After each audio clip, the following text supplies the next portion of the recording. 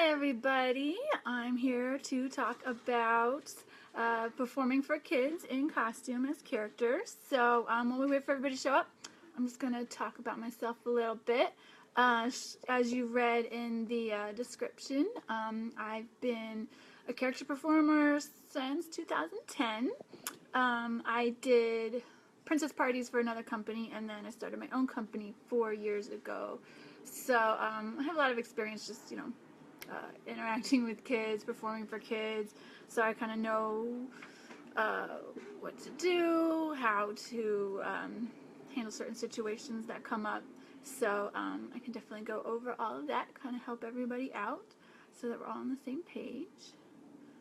I'm not sure if this is posted on the... I see it. Nice. Alright, so I'm just going to wait a little bit for a few more people to show up. I see one person watching. I think that's Jennifer. There might be a little bit of a delay between when I can see the comments and when I can answer them, so, or when you post them and when I can see them, so. I have a friend here with me too. I apologize if we get interrupted. Yay, Rudy will be here. Till then you can just look at my cat. This is actually Jessica. We're fostering her and she'll be available for adoption in a couple days from Paws if anybody's interested.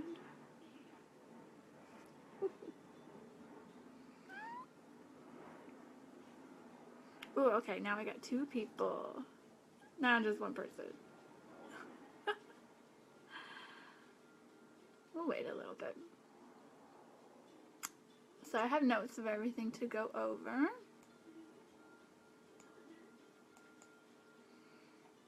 So basically I'll just go over character integrity, which is like a fancy way of saying preserve the magic. So don't ruin it for them. Basically just don't make them stop believing in you and your character.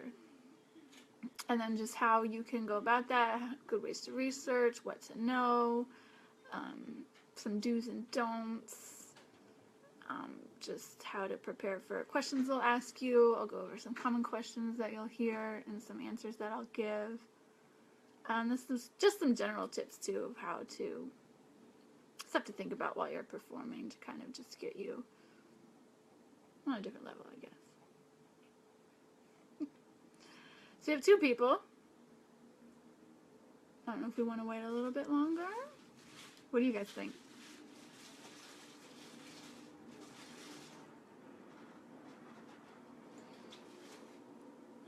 Okay, we got 3 people now. I figure it might take a little bit for people to show up. Any questions so far? Okay, I'll start. So, alright, first things first, I want to talk about preserving the magic. Let's see. I'll ask some questions. We'll do some questions like at the end, so I'm just going to go over everything real quick, and then if you have like general questions, we can ask it all kind of at the end, just because I might cover everything right now while I'm talking. So, I'm just going to go over character integrity, preserving the magic. So basically you want to stay in character at all times. We all know that. Everybody's usually pretty good at that. But there are like a few do's and don'ts. Basically just don't do anything your character wouldn't do. At these events, I do see a lot of using of like cell phones and things of that nature. Like Cinderella wouldn't use a cell phone. She doesn't even know what a cell phone is.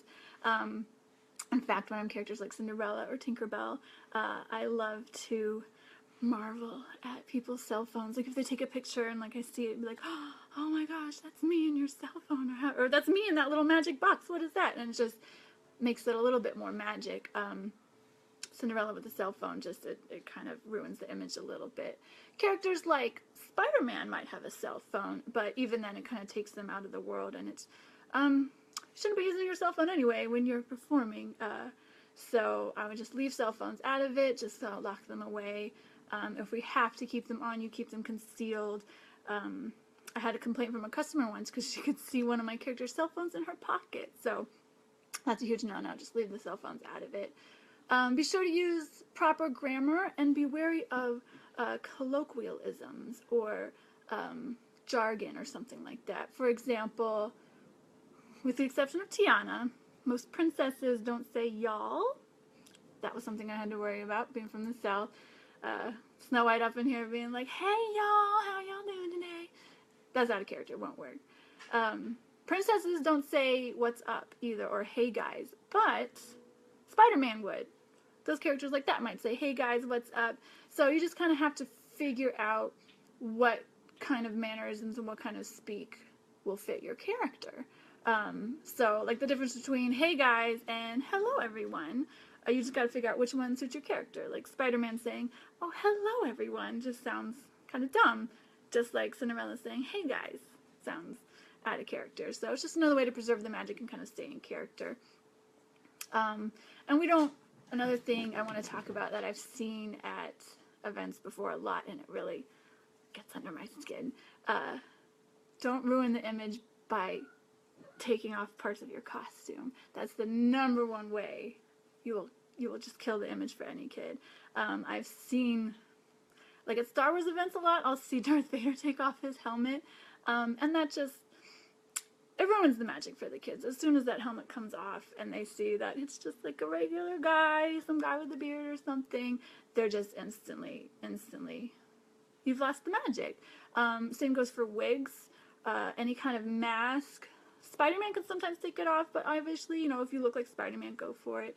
But in general, like taking off wigs, taking off masks, helmets, even other parts of your costume like shoes, unless you're Cinderella, gloves or anything, just the costume is really kind of like what makes you that character. So as soon as you start taking pieces off of it, you're just losing the magic right there, and kids will just question you.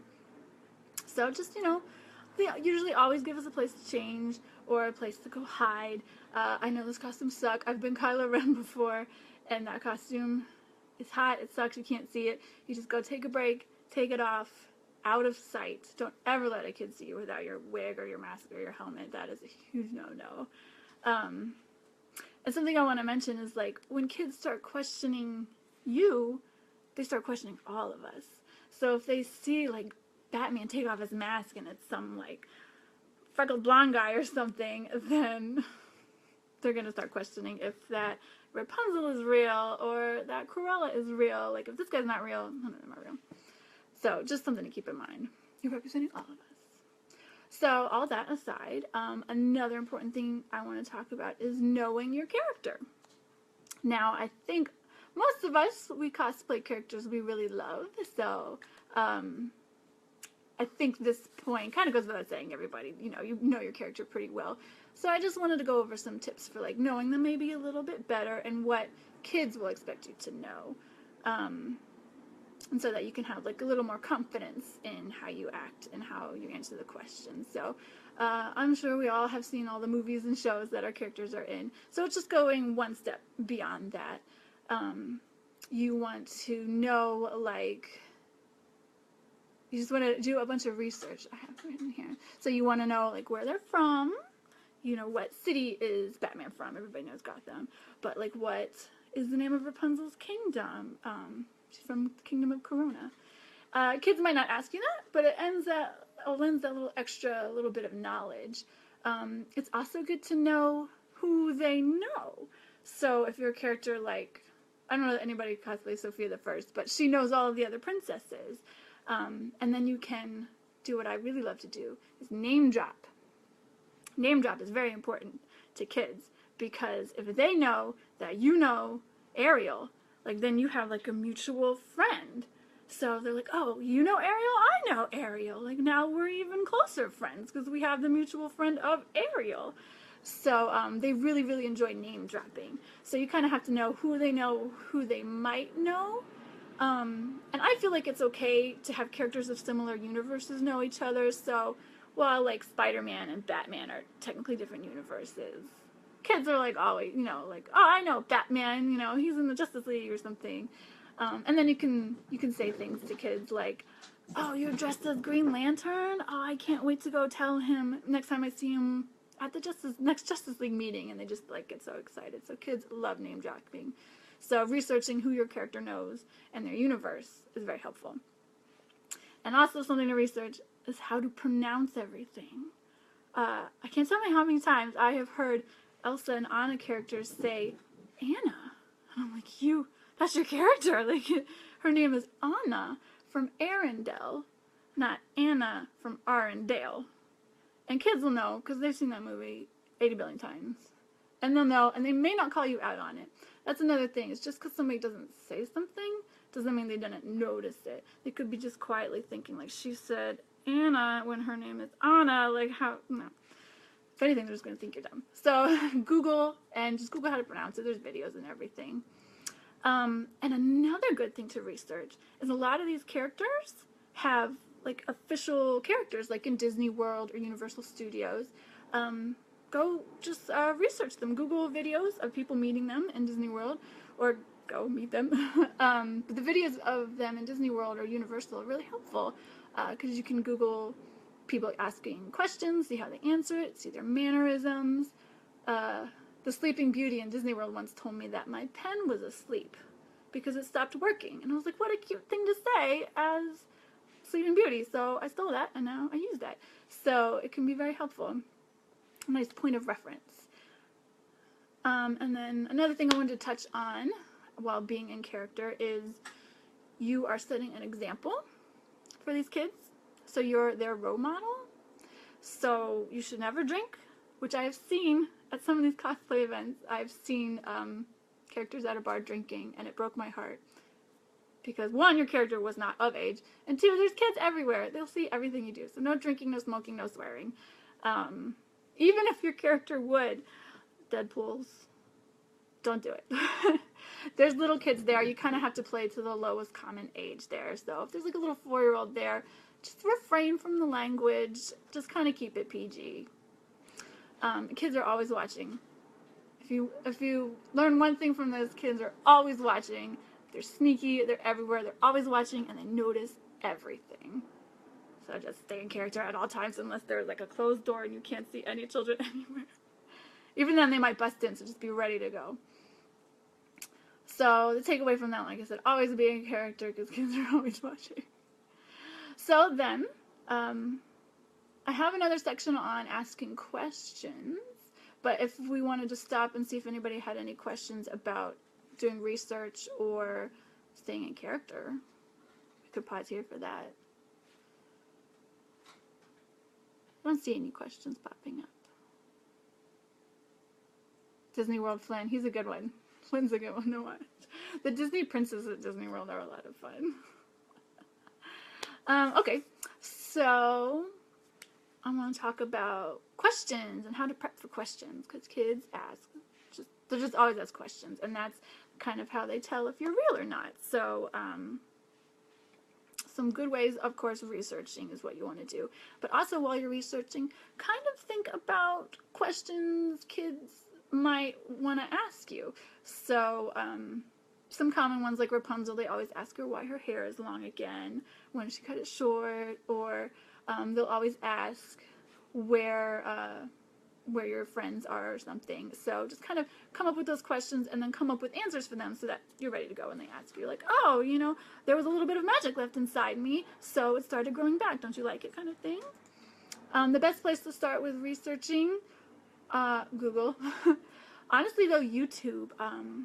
I like to start researching YouTube with the Disney World characters.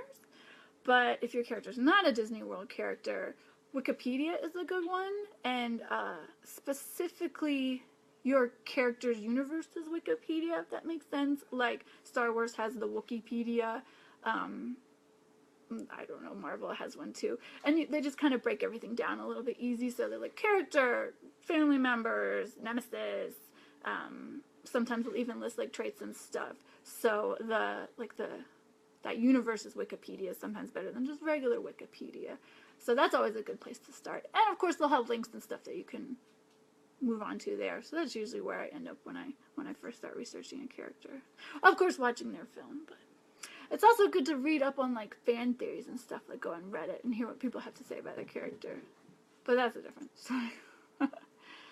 So back to questions. Common questions are like, where is so-and-so? When I do birthday parties, they always want to ask me, like, how did you get to the party? Which is tough because you don't want to say you drive a car because Rapunzel doesn't drive a car. You don't want to say I took a carriage because then they'll be like, where's the carriage? So you kind of have to think like, oh, what are you going to think? So I usually say my carriage dropped me off and it went around the corner to feed the horses. You won't be able to see it because I have to go walk there. Or only princesses can see it. But somebody asked what to do when they ask you to show your magic or your powers, which is a very common one I get with Elsa and Spider-Man and Batgirl. So Elsa, the main one, I'll say like, oh, I promised Anna I wouldn't use my magic outside of Arendelle, so I don't set off another eternal winter. And sometimes I'll say like, oh, you guys don't want any more snow, do you? And like wink at the parents kind of thing. They're like, no. Kids will usually say yes. Or say, I'm still learning to control them. I don't want to freeze you. So it's usually good to come up with a reason that's kind of like out of your control. You never want to say anything like, oh, I don't have them anymore, because you still have them. There are other characters in the world other than you portraying this character, and they will have a reason for not having the powers. So you kind of have to be very gentle about it. So saying, I'm not allowed to do it here, or, I don't want to hurt anybody here, that kind of takes the pressure off. For superheroes, I say, I only use my power to fight bad guys. You don't see any bad guys here, do you? That can backfire if someone is dressed like a bad guy there. So what you say is like, oh, well, the Joker's not being bad right now. It would be wrong to use my powers against him when he's being so good, right? So you can kind of get around it that way. And specifically, someone asked like for fairy godmother. So I came up with one for her. I've never been asked, but I came up with one. I would say, I only use my magic when people are truly in need, like Cinderella was the night of the ball. I don't want to waste it in case they need it later, but we can always practice. Do you want to practice with me? Who knows the magic words? Bippity-boppity-boo. And then you've moved on to saying bippity-boppity-boo, and they've forgotten all about it. I'll go over that later. Actually, I'll go over that now. Changing the subject and, like, deflecting is key. It will save your life. Being able to change the subject is probably one of the best things you can learn to do because it can get you out of questions that you may not know the answer to, or just weird things, trying to talk about your parents or something. So being able to change the subject is great. The main thing you can do to change the subject is to ask them a question in return, like, do you know the magic words? Or just kind of deflect it back on them. Like I was saying, like, oh, show your powers. Like, oh, I don't show my powers unless there's a bad guy here. Do you see any bad guys here? Or do you even know a name of a bad guy? And then they start, naming, oh, Joker, Lex Luthor, whatever. They're easily distractible, so you can just shoop, and then let's talk about something else. Or a lot of times they're awkward and they like to ask you about your parents, and most of the princesses' parents had a tragic end, so that's another time where you can just be like, oh, they were lost at sea, but I think they washed up on an island somewhere. Have you ever been to a tropical island? Do you know who lives on tropical islands? Moana lives on a tropical island. Do you know Moana? Let's talk about Moana now, like, away from that. And, of course, then you name dropped again. Moana. And that's another one you need to know the pronunciation of, Moana. You can also bring up another character, like I said, or tell an anecdote or a story. I like to always have some kind of little story to tell kids. If there's ever, like, a lull in the conversation or something, just make up a little, like, anecdote, like, oh, one time when I was in the library reading a story, I read this amazing story about a beanstalk and an ogre, and then you just go on and talk about that. That's good for Belle. Rapunzel does have both parents. So does Sleeping Beauty, Mulan, Moana. There's a few of them, but good Lord, Disney is not good at keeping the parents around. So, okay, one of the major things is when kids are always trying to tell you you're fake. A lot of times at events, there's always like one kid, older kid, usually like 7, 8, or 9, who's always like, you're not real, and they're starting to ruin the magic, put that doubt in other kids. So you want to just nip that in the bud. So I'll go over a few examples of what I say. So the main one I say is just quick. They're like, you're not real. And I'll be like, of course I'm real. Feel, see? Touch my arm, see? I'm real. You wouldn't be able to touch me if it wasn't real. And that's like not what they meant, but they don't have the wherewithal to change it back. So, or you can say, that's weird. I feel real. Are you fake too? We can be false together. Like, or of course I'm real. I'll prove it. Ask me anything only the real Rapunzel would know. That's if you really know your character. But the kids usually ask stupid questions like, okay, well, what's your lizard friend's name? Pascal. And then they're convinced. So usually they ask easy questions. You can also be petty depending on your character and just be like, no, you're not real. And then they laugh and that settles that. A lot of times they'll say, is that a wig? Especially for Ariel, because it's a weird color. Rapunzel, of course. Elsa, I get that a lot. I always just go, of course it's my real hair. Is that a wig? And then I point to their hair, and then they start giggling, and we've moved on. Or they'll say, you're dressed up. And I'll say, well, of course I'm dressed up. This is a fancy occasion. I always wear fancy dresses for fancy occasions. Like my sister's coronation ceremony. Do you remember that? And we've moved on. Or, of course, all superheroes wear a super suit. Even Batman. Do you have a super suit too? Or I like your super suit too. So you're like, of course. Reason, deflect. It always starts with of course. And then when in doubt, if a kid asks you a question, the answer is magic. That has gotten me out of many jams. Just like, why this? Why that? Just magic. Just kids believe in magic. It solves all of your problems. Another good thing to deflect them to, especially if you have a kid, I'm sure you've seen this at events where they come up and like there's one kid that's just like a barnacle child, I call them, because they just latch onto you and they won't leave you alone and they're bogarting all your time. So a good way to get them to go away is you say, do you want to take a picture? Go find your mom and dad to take a picture with us. And then they scamper off and get distracted and you don't see them for a little while. So it's a good way to get them to go away. They're sweet, but ooh. All right, and lastly, I just had some general tips, some things to keep in mind. Every company, every seminar, they always have their ABC. So I have I have 2 ABCs. ABC 1, always be in character. That goes without saying. But my other ABC I use with my company is always be chatting. So I never want to have like a silence or a lull. This is more so if it's like a more one-on-one, like a birthday party, but sometimes it happens when there's, a couple characters and there's kind of a lull, everybody's standing around, don't know what to say. So always be chatting, ask questions, give compliments, tell stories. That's where having like a little anecdote comes in handy. But questions are great. Kids love questions, and they love compliments. So if they're wearing like an Ariel shirt, like, oh, I love your Ariel shirt, or oh my God, your shoes light up, that's amazing, let me see them. So kind of just, you're always engaging, always chatting with them. How do you handle really rude kids? I haven't ever really had like terribly rude kids, but I usually just ignore them because a lot of times they're just trying to get attention.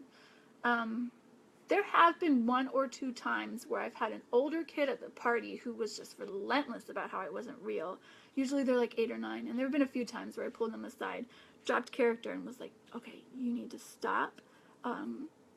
You're ruining the magic for your friends, and you don't want to ruin the magic too, And I just, the scariest thing you do to a kid is to pull them aside and drop total character, look them straight in the eye, and just go, stop it. And then go back into character. Like, I've done that 1 or 2 times, and it just terrifies them. I don't recommend doing that often because it terrifies them, but sometimes there are little demons that run around, and you just have to be like, stop. And then when Cinderella just looks you dead in the eye and says, stop, like, that's terrifying. Yeah, compliment their t-shirts. They're almost always wearing some kind of t-shirt of somebody or even you, that you can compliment. So that's a good one, t-shirts. And you can even just ask them, like, you know, what's your favorite part of this event that we're at? Or who's your favorite character here? Or something like that. So, oh, I did want to talk about parents. I actually, it's kind of the opposite. One of the points I wanted to make is focus on the kids. I do see a lot of these events where you are talking to parents, and parents are there to, you know, they like it too. But talk to the ones that are actively involving, like the parents that come on the dance floor. They're my favorite. Like, hang out with them and stuff, but don't focus too much on the parents. One way that you can involve the kids and the parents at the same time is puns and dumb jokes. Especially if, like, at birthday parties and stuff, it's a little different because you're all kind of watching you. Whereas some of the events, everybody's milling around. But if you have, like, people watching you and stuff and you want to engage them all, just, like, tell a dumb joke that's in character. My favorite to do as Elsa or Anna is, why should you never give Elsa a balloon? Because she'll let it go. And then there's a collective groan and everybody laughs. Or as Elsa, I make a lot of jokes about the snow and how it sucks. Or jokes about the song Let It Go. Like, who's heard the song Let It Go more than once? More than 10 times? More than 100 times? More than 1,000,000 times? Or maybe it feels like 1,000,000 times, right, parents? And they're just like, ah, yes. But overall, focus on the kids. Sometimes I've seen people try to make, like, jokes and references, specifically for the adults. I would stay away from that a little bit, just because it is kind of out of character sometimes. Like I said, if it's a joke that pertains, you know, to kids, like puns and stuff, that's fine. But sometimes I'll see people make references to, like, Breaking Bad or something, and it's like, oh, I mean, maybe once or twice, that's cool, but if you keep doing it, then they'll just think you're being out of character. Obviously, the parents know you're not real, but they like to believe in it, too. So always stay in character for them as well. And, oh, my God, they don't make it easy. They will always be like, so what's your real name? Where do you go to school? How long have you been doing this? And it's like, my name is Snow White. I grew up in a castle. I've been a princess all my life. You just always stay in character even when they ask you. And I say that because, one, it keeps the magic for the adults, because why not? And two, kids are always listening. So as soon as you say, oh, well, my real name's Kitty, and there's, like, a little kid who's like, why did Snow White say her name was Kitty? Like, so just stay in character for them, and they love it. When I do birthday parties, I'll call the parents sometimes, let them know I'm there. I'll just be like, hi, this is Snow White. I'm here for your party. I just wanted to make sure you were ready for me to come in. And, like, I'll hear them on the phone be like, guys, Snow White is here. Like, they love it. So just always stay in character for the adults, too. Especially the ones that, like, are joining in the fun and the activities. Like, include them along. Let's see. And then keep the talk to things kids know about. So leave the obscure references and stuff to, like, Comic-Cons. Kids know. They know cartoons. So just keep it to cartoons. One of the things that helps when interacting with kids is just kneeling down on their level. If you've been to any events with me, you'll notice that I do that almost all the time. I'm always squatting up and down, up and down. I'll give you some good leg muscles, especially if you're wearing heels. But kids just really appreciate that. Like, you come down to their level and you, like, look them in the eyes. You can even, like, hold their hands. Just, like, come down to their level and talk to them, and then they're not always looking up at you. It just makes a little bit more of a bond. So coming down to their level is I would say, it's what I tell my performers to do all the time, just always down on their level. There's a really cute picture from that Make-A-Wish with Daniel that we did, where, like, all of us are, like, kneeling down around Daniel, and it's just, like, so cute. It makes for cute pictures, too. Easier for the photographer, too, because you're all in the same area. So I came up with 5 traits that I think every character performer should embody. So this might kind of help you. Wait, I have a question. Best way to recover if you fall down from squatting up and down. I've done this many times. I'm very clumsy. Just like Anna from Arendelle. She's my best character because I'm just in character all the time. So I have fallen over from squatting. Just laugh it off. Like, whoops. Or, oh, my dress is so big. Just kind of keep it in character. So, like, a Cinderella might be like, oh, I'm not used to wearing such a big ball gown. Or, oh, these glass slippers are hard to wear. Or, Anna, she's just clumsy. So, like, whatever.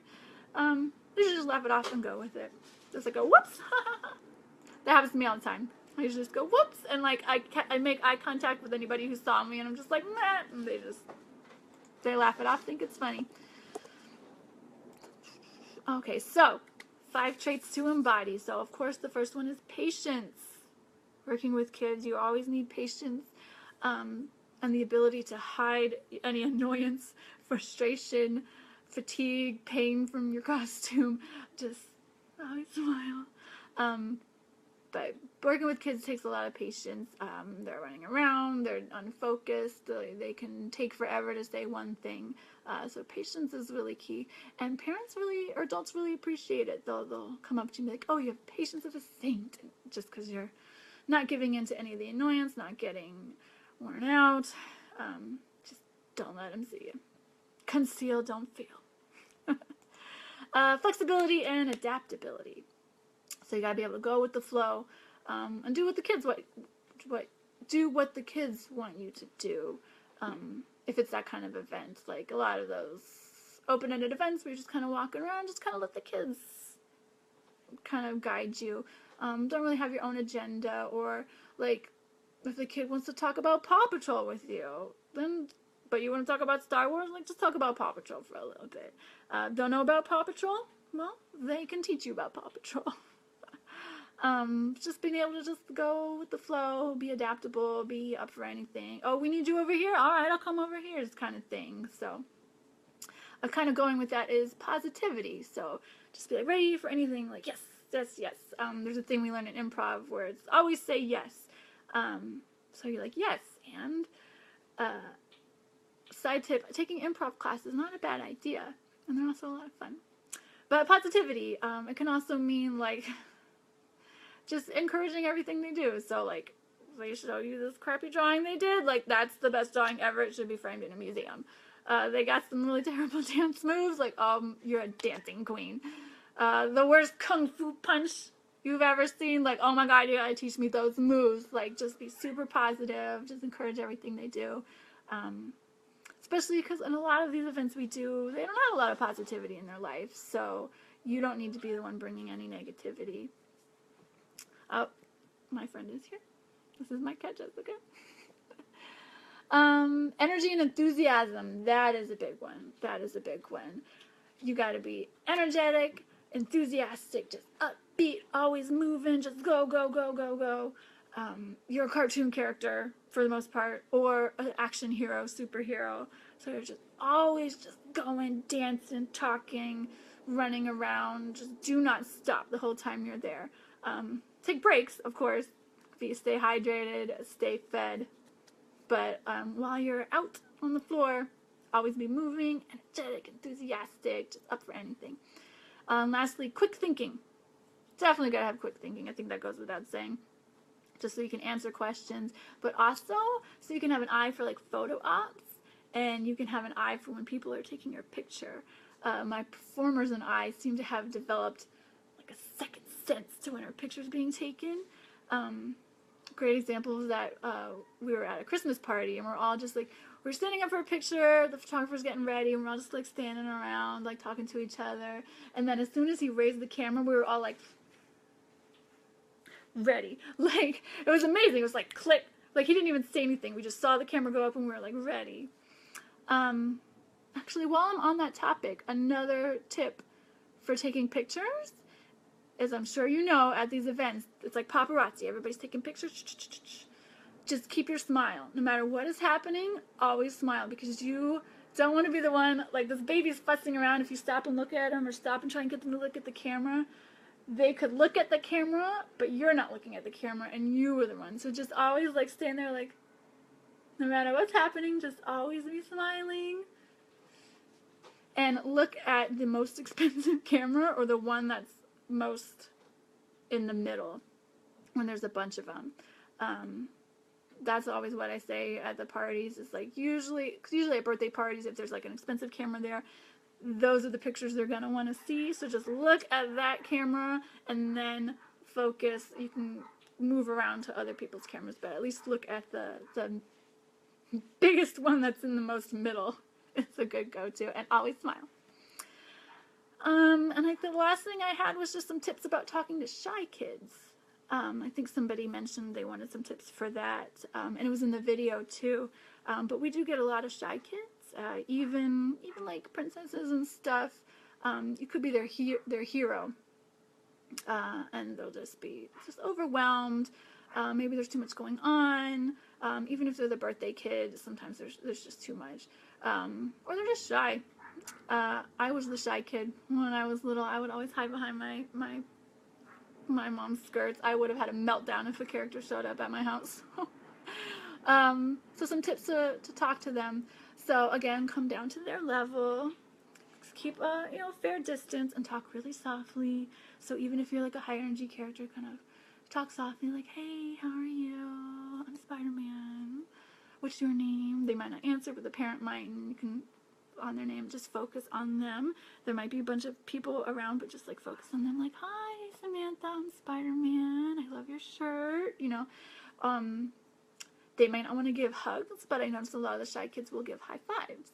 So, because you keep a great distance and just like high five, and they'll give you like a little high five. Another way to get them engaged with you is like, "Oh, do you want to feel my costume? Like, feel how sparkly, or feel how soft, or feel how, I don't know, shiny." So just kind of let them feel it, or show a prop like, "Oh, look, do you like my lightsaber? Isn't this cool?" Or "Do you like my tiara? Do you have a tiara at home?" kind of thing. And then if they're still like freaking out, just let them go. Just stand back up, tell the parent like, "Oh, we're here till 7. Maybe she'll warm up later." And just kind of let them be. A lot of times they do warm up. Especially if it's at the beginning of the event. By the end, a lot of times they're dancing with you on the dance floor like a maniac, so they just might need a little time. And I know the parents always get disappointed, they want a picture, but I've learned the art of the sneaky picture, where you see them like maybe sitting down, and you catch their parent's eye, and you just kind of come up behind them, and then the parent takes the picture, and the kid doesn't even know you were there, and then the parent has a picture with you and them. That takes a little bit of a finesse in getting the parent in on it, but it's a great way to get a picture with a shy kid. Okay, so that's pretty much all I had written down. So I've been running my mouth forever. So let me see if you guys have any questions. Oh, that's true. Yeah, show them that the props are toys as well. Like, yeah, see, it's not real. Clunk, clunk, clunk, bang against your head. Being goofy is a good way to get the kids to be like, "Oh, he's not scary." And they're scared of like the weirdest people. Like I did a Rapunzel and Rapunzel and Darth Vader party. Some of the kids were scared of me, and I was like, "But this guy's huge with a lightsaber." Yeah, the sneaky picture. Like I've gotten so good at that, and the parents super appreciate that. It's just kind of hard to get them. You kind of have to like be like, "Hey, just picture," and they take the picture. And let's see, signed Flynn posters to kids. Oh, that's a good idea. Bring signed things. That's another good thing to do, is research your character's autograph, especially the ones that have official autographs, like in Disney and stuff, or just come up with your own one. Like I don't think the Green Lantern has one, but you can come up with one so that when kids. A lot of the key to success is just preparation. So thinking of questions ahead of time, thinking of stories to tell ahead of time, that kind of thing. So that'll really help. How do you deal with the little angels that punch? Oh, God, those are the worst. Superhero parties are the worst for that. The angels that punch, kick, pull, costuming and stuff. They're tough. Especially with superheroes, because they think you can take it. Usually I'll step back and say like, "Oh, hey, we only fight bad guys, right? You never ever hit a good guy, do you? That would make you a bad guy." But then a lot of kids are like, "No, I am a bad guy." But like, "Well, I'll have to tell your mom you're a bad guy." At birthday parties it's a little different because that's more in a closed space, and I can go and get the parent and be like, hey, this kid's getting a little rowdy, you're going to need to remove them. At the big events, it's a little bit harder. I would recommend just trying to distance yourself. I tell my performers, if kids are getting too rowdy, just remove yourself from the situation. Go take a break. Tell one of the adults or the event coordinators, like, hey, these kids are getting too rowdy. It's in our contracts that they have to deal with that, so that the parents have to deal with that. So, fake fighting tips for superheroes. Yeah, massacre. I did the other Kids for Caves event. You just kind of stand back and be like, what? We don't hit superheroes. And that's another one where you can kind of get a little bit serious too. Just be like, hey, no, we don't do that. And as soon as you kind of like drop like the character a little bit, it gets a little bit more serious for them.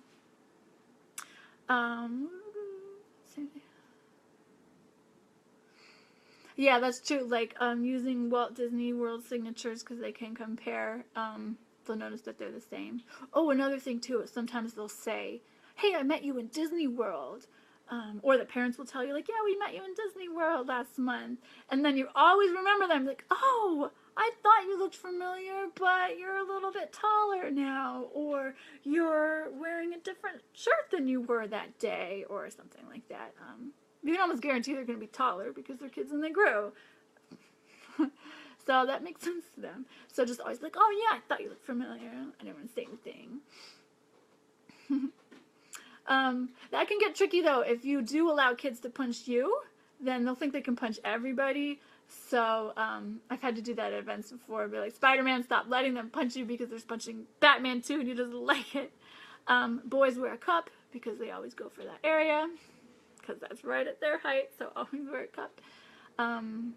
Boys wear a dancer belt. If you are a spandex character, always wear a dancer belt. If you don't know what a dancer belt is, Google it, but it's what dancers wear, male dancers wear to keep their junk in a line. It just kind of conceals everything a little bit, makes you look a little bit more PG. Stops the older women from hitting on you too. Somebody did mention something about fake superhero moves. I mean, I don't know if you mean like teaching kids moves. Sometimes I'll teach kids just like simple moves if there's enough room. But usually I just get them to show me their moves. So I'll be like, what? How high can you jump? Or how fast can you run? Or how fast can you spin around in a circle? Or I try to refrain from getting them to punch and kick if there's not enough room, because they'll hit each other by accident. But if there's enough room, like if it's an outdoor event, it's like, well, let me see your punch. Let me see your 1, 2. And then you can kind of teach them a little bit if you want. But usually they just like to show you their moves. Same if they have like lightsabers. I've had a lot of fun at Star Wars events with kids. Like I'll show them my moves and then they show me their moves and we're just like having this whole like lightsaber twirl off with each other and it's a blast and it makes for great pictures too. Let me see. I can't see all the comments for some reason.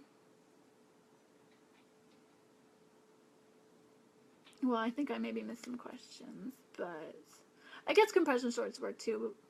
But also, I always make my performers wear dancer belt. But if you're, if you're a character like Darth Vader or something, I don't think he requires it. But like Spider-Man, Superman, whoever else, spandex.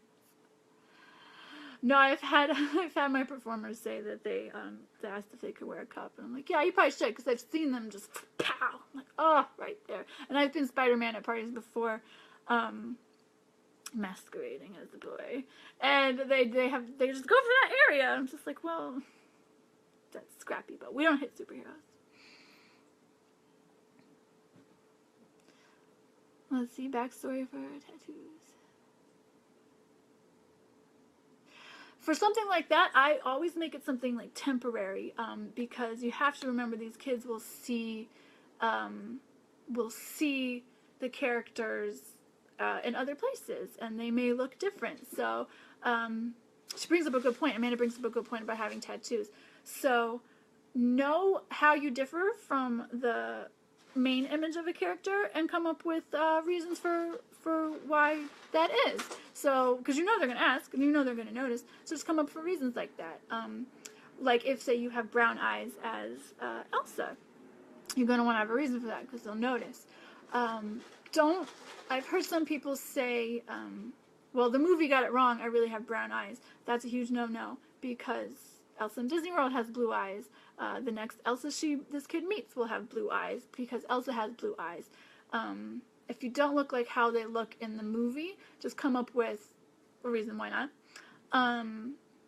But make it temporary. So maybe for tattoos, be like, oh, Rapunzel was practicing her painting on me and she painted this tattoo. I didn't want to wash it off because it's so pretty. What do you think? Like, do you like it?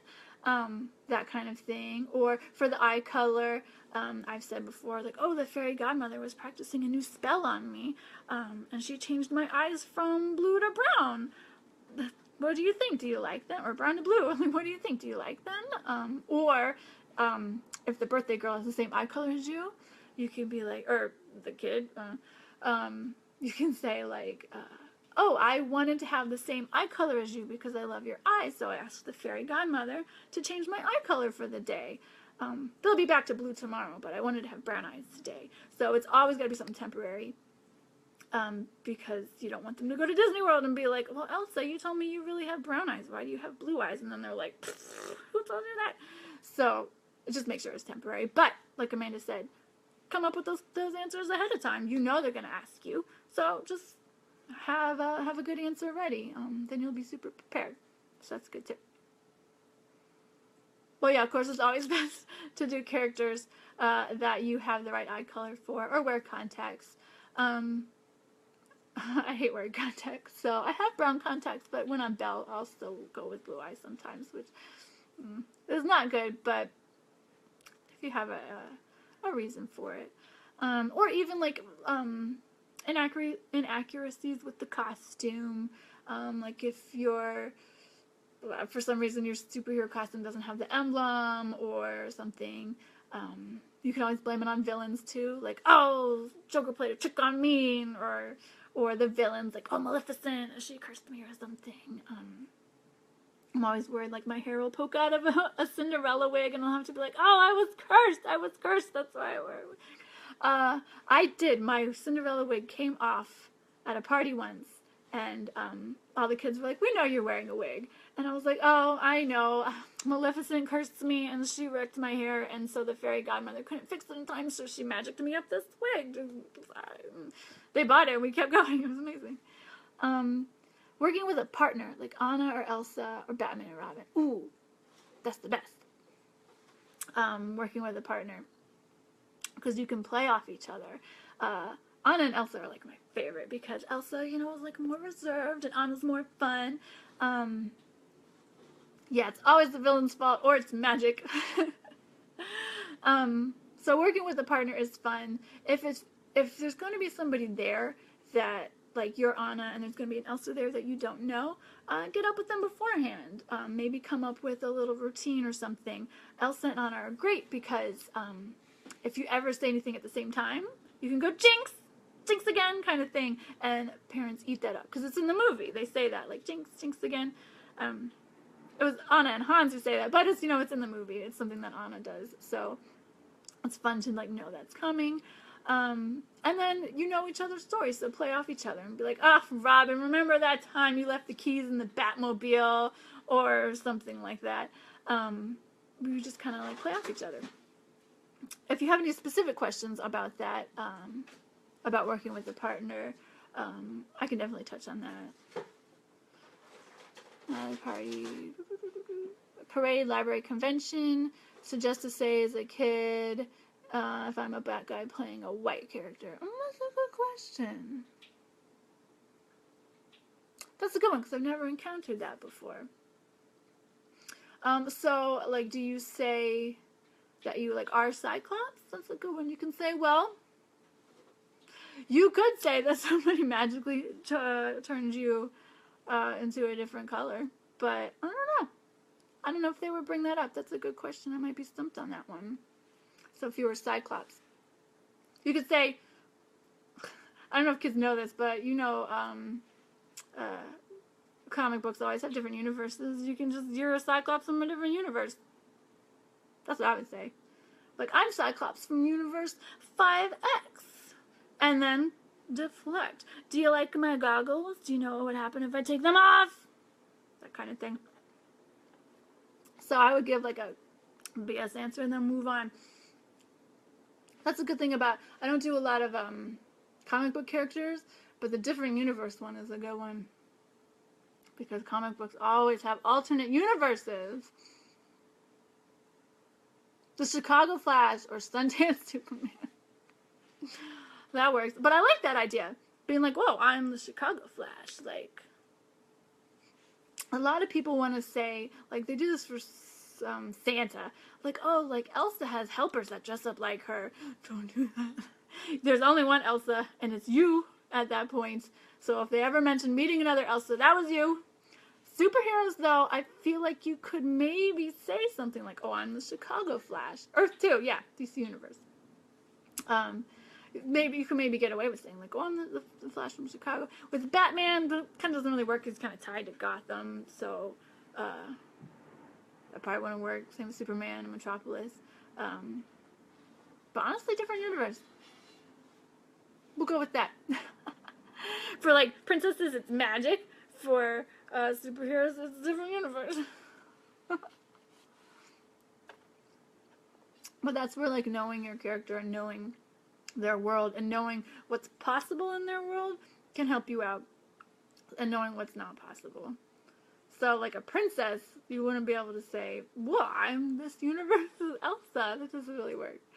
And a superhero, because you could be like, the fairy godmother gave me a red suit when it's supposed to be green. Like, that doesn't really work. Who says the artist drew you? Oh, yeah, I always say that they made an animated movie about me. Like, they made a cartoon movie about my life, my story. That's just how they decided to tell the story.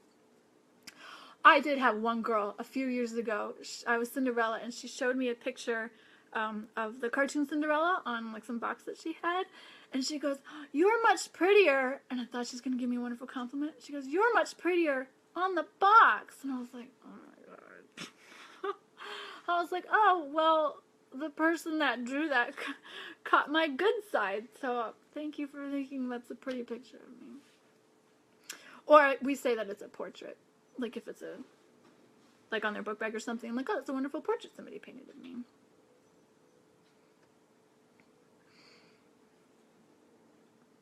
Yeah, so, like, they're artists. But like I said, I would never say that they got anything wrong. I don't know why. I've heard with Elsa, with brown-eyed Elsas, a lot of times they'll say the movie got it wrong. Because every other Elsa has blue eyes. Just make it a temporary thing. With cosplay, I think it's fine. I've got stricter rules for my business, but with cosplay, like Elsa with brown eyes, magic. It's just magic, I think it's fine, as long as you can explain it away to kids. Kids do notice those things, though. So, like I said, if they don't say it, doesn't mean they didn't notice it. They do notice those things, and it just, like, chips away at their idea of you. But if you have a good reason for it, then it's fine. They believe it. And they move on. They move on really fast, especially if you have a good reason for it. Are there any other questions? Think of some common questions I've had. We went over the powers thing. That one gets asked a lot. And that was covered in the other video. Like Superman and his powers. Like, I can't do them here kind of thing. Or like,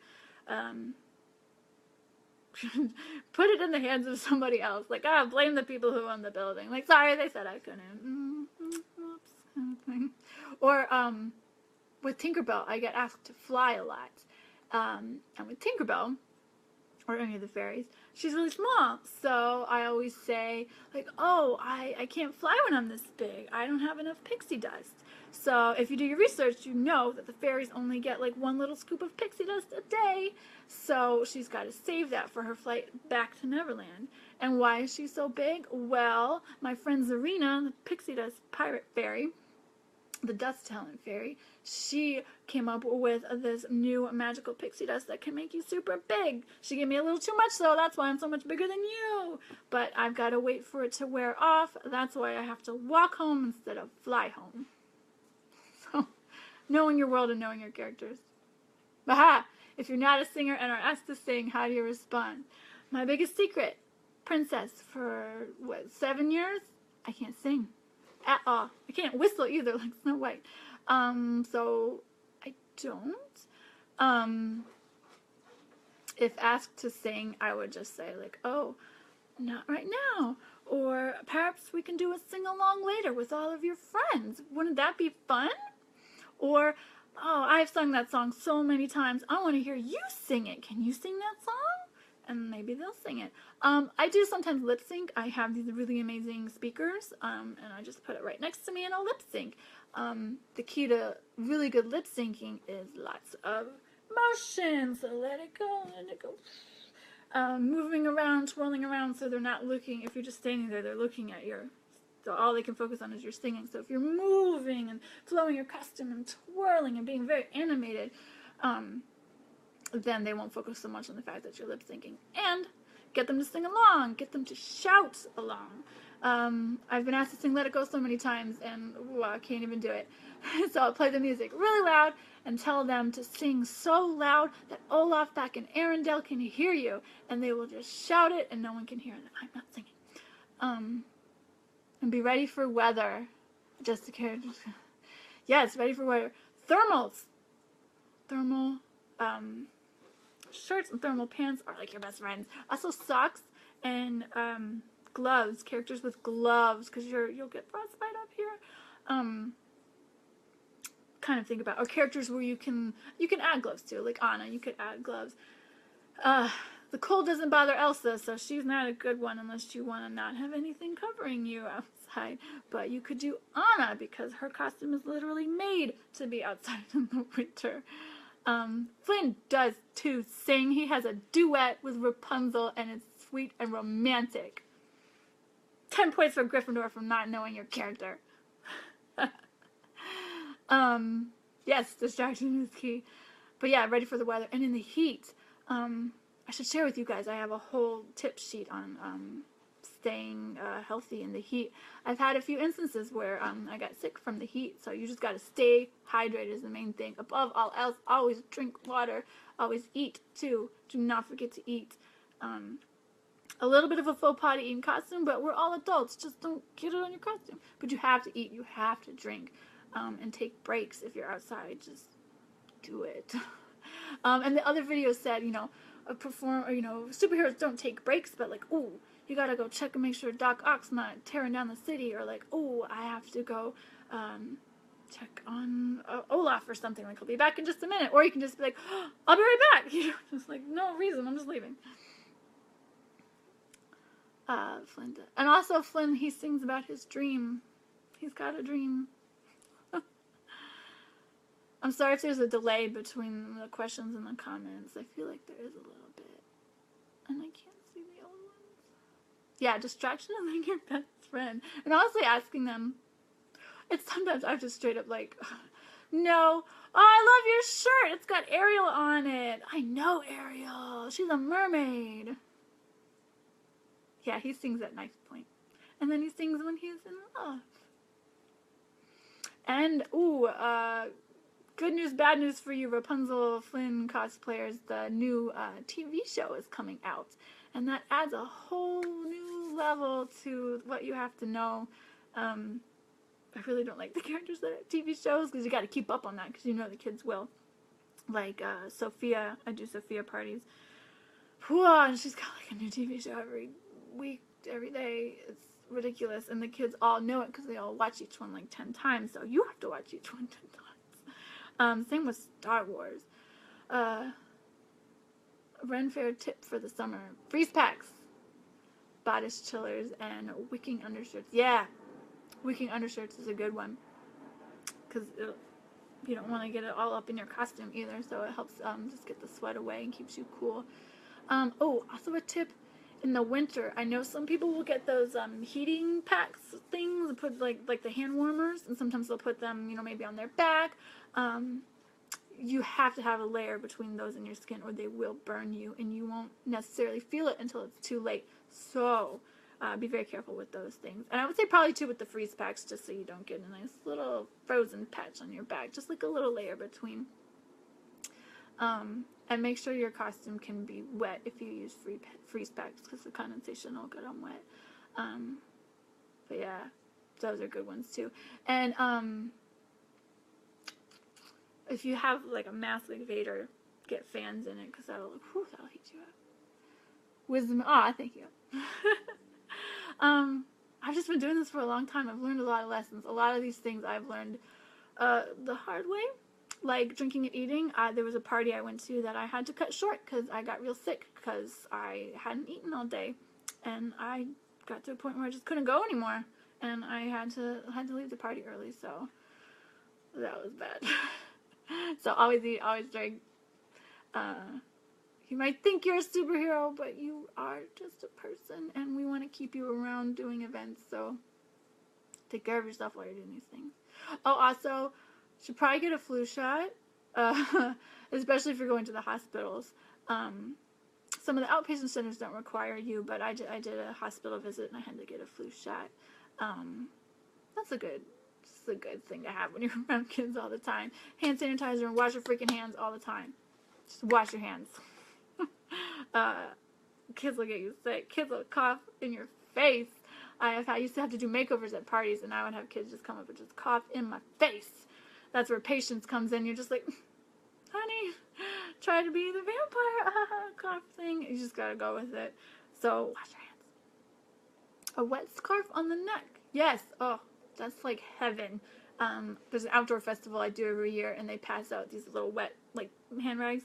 And you just put it right back here, and it's just heaven. It's heaven. And I think in instances like that, like if a kid sees, Rapunzel putting a wet rag on the back of her neck to cool off, that's not out of character. Princesses get hot too. So I think that's okay. Just like if you're a superhero, don't take your mask off to do that in front of the kids. Go take a break, take your mask off, breathe, do what you need to do, and then put it back on and go back out. Don't just like take it off and put it. I don't read the comics. Scared what a kid will ask a question about events in the comic, and I'll be oblivious. Oh, comics, yeah, that's tough because there's just so many. So, I've noticed actually though that kids know a lot of these characters from cartoons. There's an awesome Spider-Man cartoon that's on Netflix right now. The Amazing Spider-Man? I don't know. It's a new one. It's a recent one. It's hilarious. I love it. You should watch that one. That's where a lot of kids know them. A lot of kids know the characters from cartoons, so a lot of them won't know the comics too much. And if they stump you, like I said, just kind of deflect, get them to explain it to you or something like that. In a way, they're like, oh yeah, I remember that. Like, what was your favorite part about that or something? Or like, oh yeah, that was crazy, and just like move on. But you can also just kind of like, in your research, you'll go over like the main plot points that have happened to that character, I guess, like, character deaths that relate to them, or, major battles they were in or something. Those kind of things will come up, and you can relate it back to that and be like, oh yeah, that reminds me of the time where I fought Captain America at the airport, kind of thing. So kids will mainly know the way you know. There's a problem with that with Star Wars because there's so much of it, and the kids know all of it, except for like the comics and stuff. But there's like Clone Wars, both iterations of that show. Star Wars Rebels, which is new and ongoing, so you have to keep up on that one.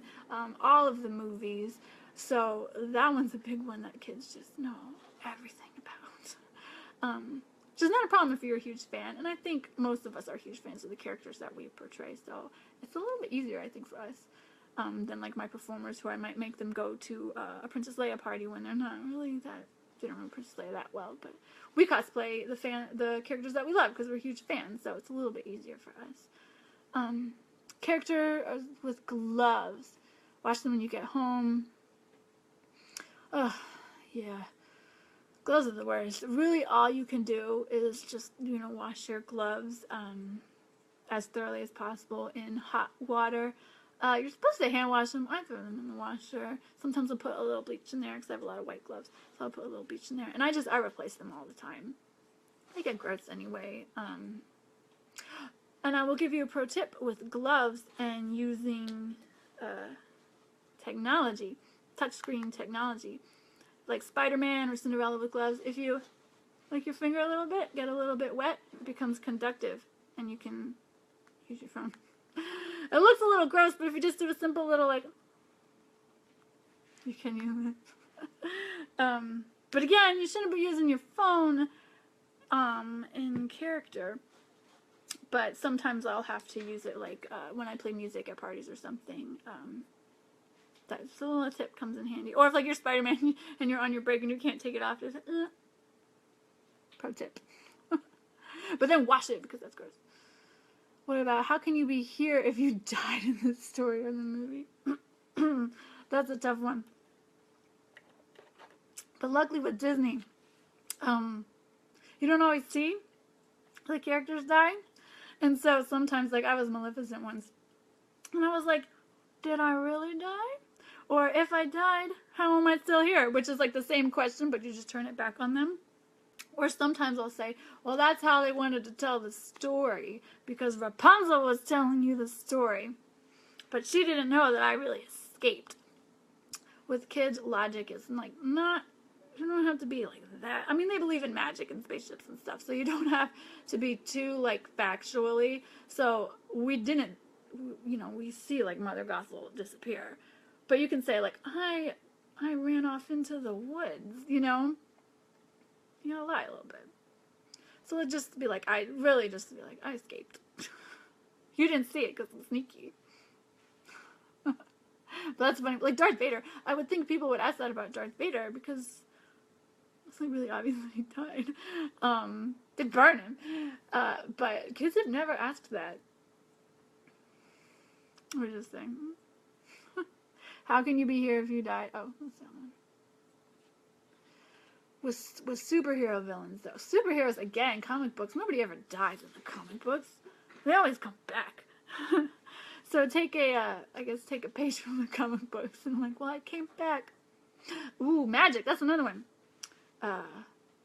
You could say, like, ooh, Maleficent resurrected me, or I came back from the dead. That's probably not a good one. But, I like that, like, Maleficent resurrected. Like, even if you're, you know, Mother Gothel, you can talk about Maleficent because, you know, they all know each other. Even the princesses can know the Star Wars characters now because they're all in Disney World. And I don't tell kids that I live in Disney World. I have a castle there. Like, Cinderella's my castle there. For Cinderella, I think Rapunzel has a tower now.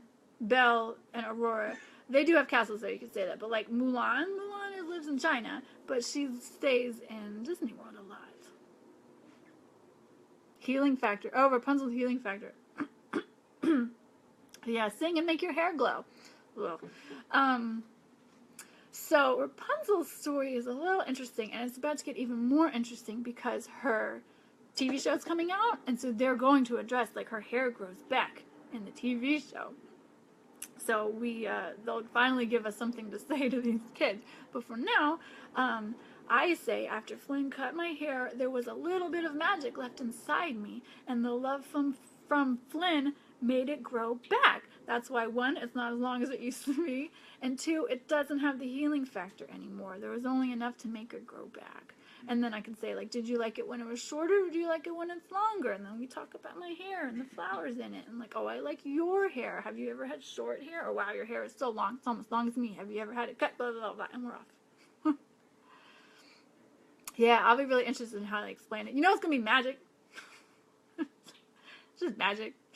It might have something to do with the flower, but it's just going to be magic. Yeah, they try to cut it in the preview and it won't cut. But that'll be fun for Rapunzel. They'll finally give us something to say to them. There's a few other characters. Well, really, Elsa's the only other one with the magic. Moana doesn't have any magic. Yeah, those are the only ones that Disney really makes it hard. Oh, Sophia, the first, she can talk to animals, but that one's really easy because no one can hear the animals talk back. So you can just straight up have, like, a fake conversation with animals. And the kids think it's amazing. Once at a party, they had 2 dogs, and I heard as I came in, I heard the parent say, or whatever their names, like Fluffy and Fido, go back in the back room. And I was like, oh, their names are Fluffy and Fido. And so when the kids introduced me to their dogs, I was like, oh, what's your name? Fluffy, Fido, those are amazing names. And the kids were like, oh my god, those are their names. How did you know their names? Oh my god, she can talk to animals. It's amazing. So that's another where, like, quick thinking and just kind of like being like Sherlock Holmes, like picking up clues and stuff, you can really just blow their mind. Oh, and with the princess towers, like Rapunzel's tower, a lot of times they'll have like backdrops of princesses, like their castles, and I'll like point out and be like, oh, that's my room right there, like always the one on the tower with the window. I'm like, that's my room, that's where I live. And they're just like, what, that's amazing, that's Cinderella's house, like.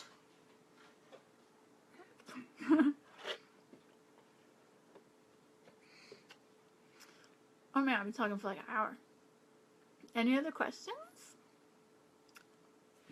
We can talk about other things too. But I think I went over like a lot of like the main points. I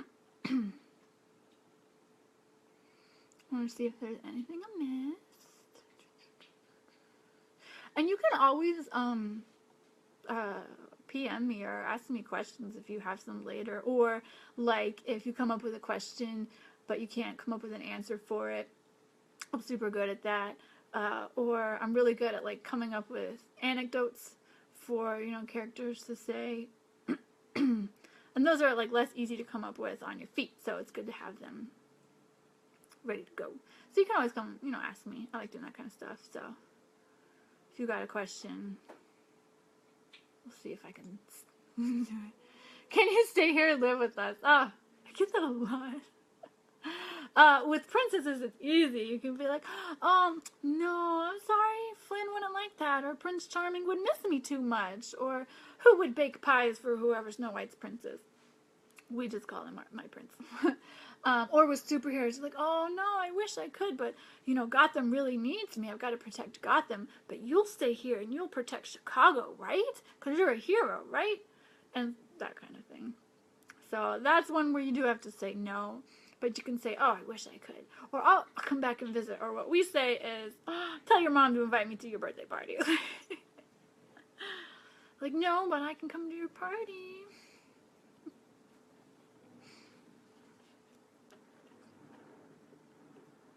With Star Wars, I guess, you could say, no, I can't. I have to go back to my planet. That's the best one about Star Wars, is being from a different planet. Kids like being asked, what planet are you from? Because nobody ever asks them that. Because we're all from the same planet. So it's fun to be like, oh, I'm from Tatooine. What planet are you from? And they'll be like, Earth. I'm like, oh, wow. I really like your planet. It doesn't have two suns like my planet does. Blah, blah, blah, blah. So anywhere that you can just insert whatever knowledge you have, just adds that little extra little bit. Adds more credence to your character, makes you seem more real. And it gives you more to talk about. Like Star Wars, I love being Star Wars characters because you can just geek out with these kids. Just geek out with them. And that's where I think like being cosplayers is good, because like I said, we're all such big fans of these characters. So when we meet kids who are also big fans of these characters, we just have like an instant bond. We can just sit and chat with them about it. And they love it. Alright, I'll go for until like 1 o'clock. So I'll go for maybe like 10-15 more minutes. I don't know what time it is now. Yeah, I'll go for like 10-15 more minutes, I guess, if you have any questions about anything. I'll just make sure I went over everything.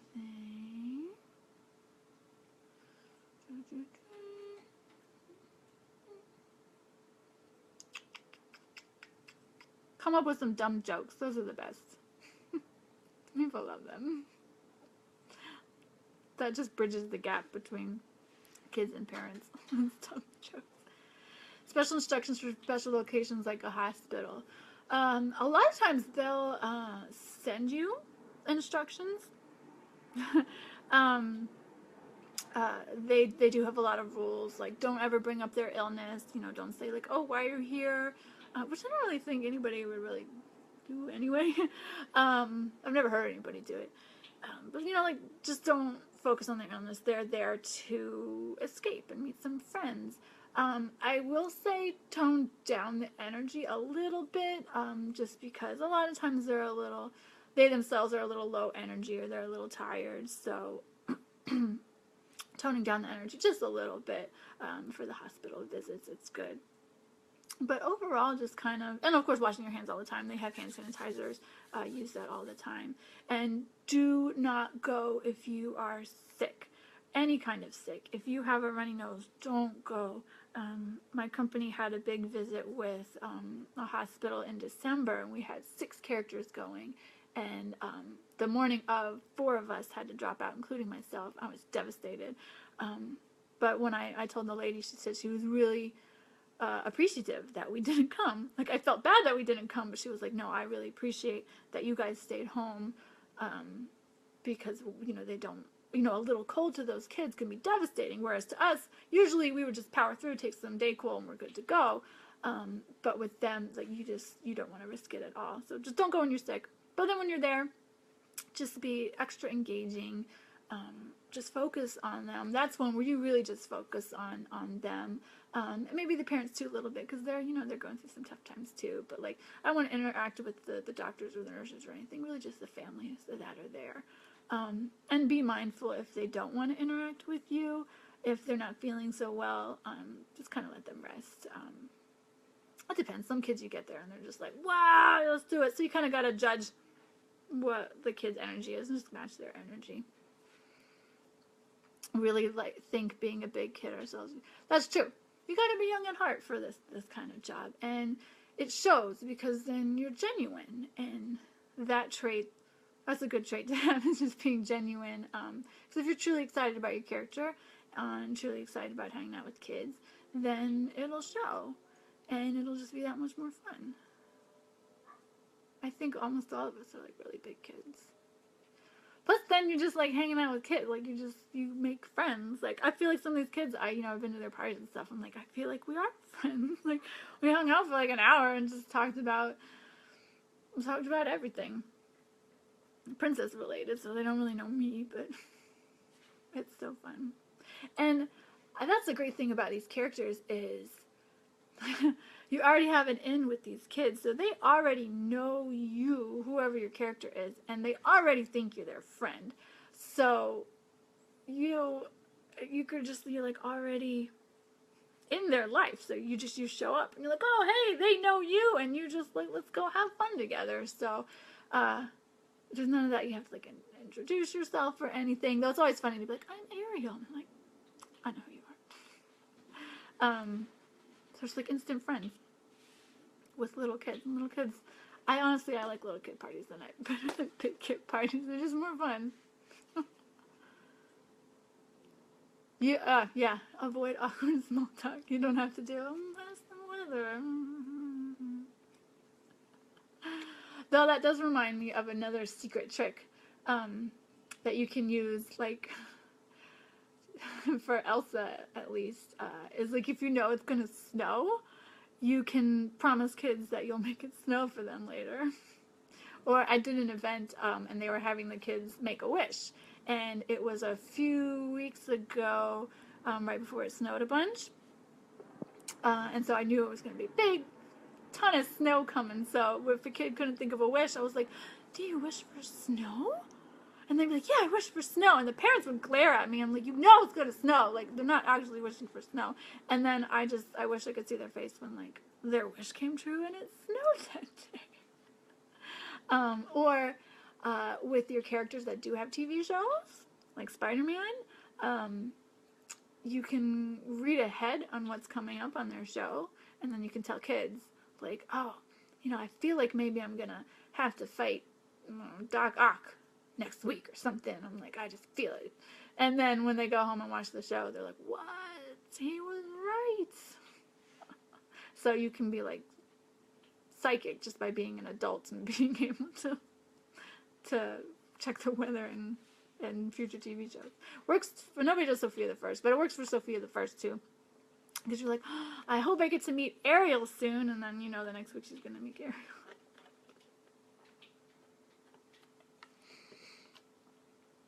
Alright, I got like 7 minutes. And afterwards, you're welcome to post more questions, and I can just type it out for you. I'm happy to answer any questions. Even if it's like specific questions like, hey, I was Rapunzel the other day and some kid asked me this. How should I answer that the next time? Or I'm thinking about doing the Sleeping Beauty, or I don't know, other characters. I really know the princesses in Star Wars pretty well. Superheroes I know a little bit. I know Batgirl and Spider-Man because those are the ones I've done. But I'd be happy to answer. Sometimes you don't even know. You don't even have to know. You can just make up general questions. Yay, Christine made it. Yeah, so I'll keep an eye on there too. You know, if people comment a question or something, I'll keep an eye. And you guys can share your answers too. Like, if you come up with a really good way to get around, you know, some question that somebody asks the character you do, we definitely share that. The biggest no-no, taking off parts of your costume, like in front of kids, that and using your cell phone. Those are two things that will get you like fired from my company. Is if like Darth Vader takes off his helmet in front of kids, or you take off your wig. Like, I won't even let my performers take off their wig in the car. Like, they have to drive away because kids will see you. So, biggest no-no is taking off parts of your costume and using your cell phone, because that's just, it drives me up a wall whenever I see like a character using their cell phone, because one, you're not paying attention to the kids if you're on your phone. And I've even seen people do it to like take selfies and stuff, and I feel like that's super inappropriate, because that's not what your character would do. Maybe Spider-Man, Batgirl, would too. I have done it as Batgirl, actually. Somebody asked me about it and I did it. But like fairy tale characters, they wouldn't know how to use a cell phone. Snow White can make a great joke about it being an Apple phone and it being poison. But, oh, and also, of course, drinking, swearing, smoking. Don't ever smoke in your costume. You're gonna ruin your costume. But also, kids will look at you and be like, oh, Spider-Man smokes, I could smoke too. Like, but I feel like people... Though I did see somebody drinking at one of the events once, and I was like, the kids can see you.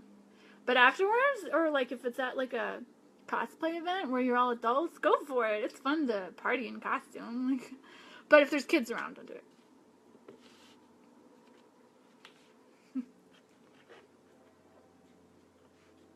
So yeah, don't take off parts of your costume.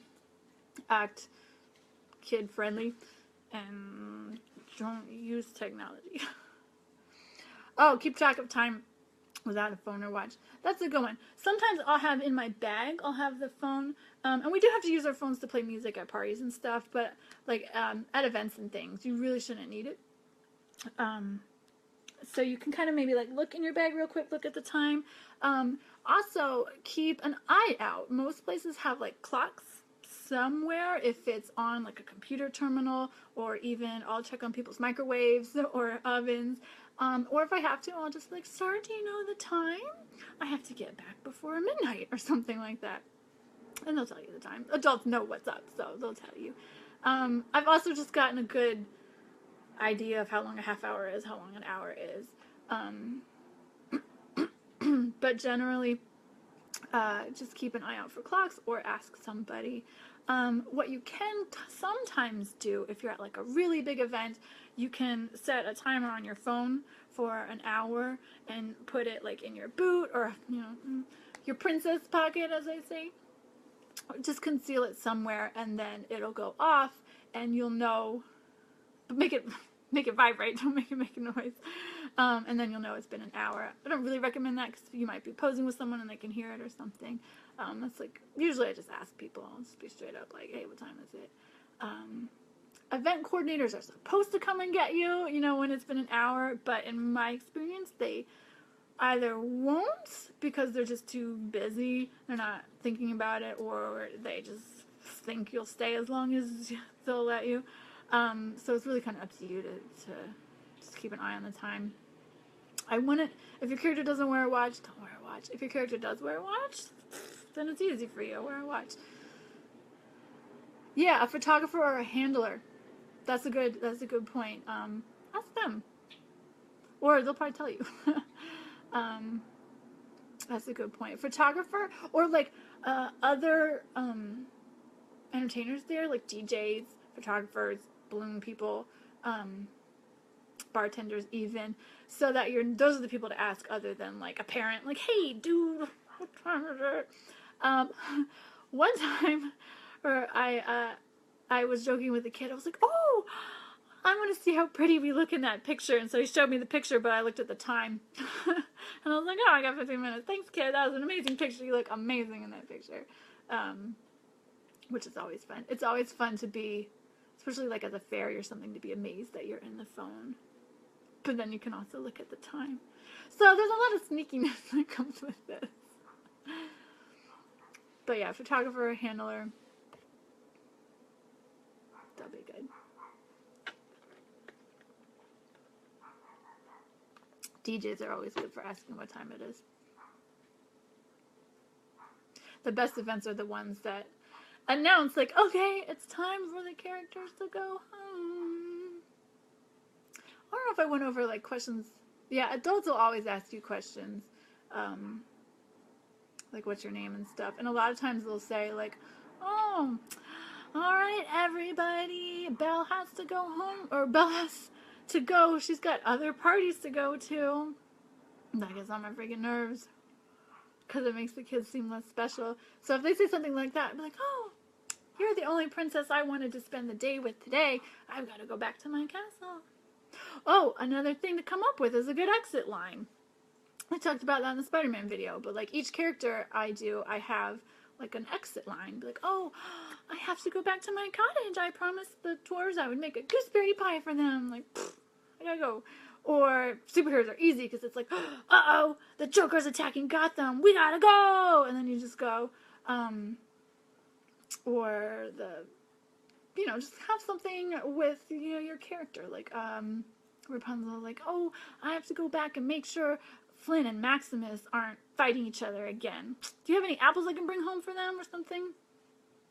Just to kind of, instead of being like, oh, I got another party, or I gotta go home. Or like, guys, I'm so tired, I gotta go sleep. Alright, so it's 1 o'clock. I think I covered a lot. Like I said, I'm happy to answer any other questions you have.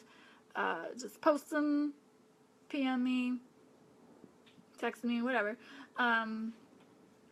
We could do another video another time. Oh, one just popped up. Walking past the DJ as Flynn right after Rapunzel had left. Oh, I started playing I See the Light. So you had to sing, didn't you? DJs are great to work with. It's funny. So anyway, I think that wraps everything up. Come at me with any questions you have. I think this, if I do it right, it'll be posted and you can watch it forever. Feel free to just get at me with any questions. And if you have another idea for another video, I can talk about that. I didn't talk about any, like, poses or, physical mannerisms or speaking or anything. We can do that another time. I'm really good at the Snow White voice. If you want another video about that, I can totally do that. But until then, thank you guys for joining me. I'll see you guys at the next event.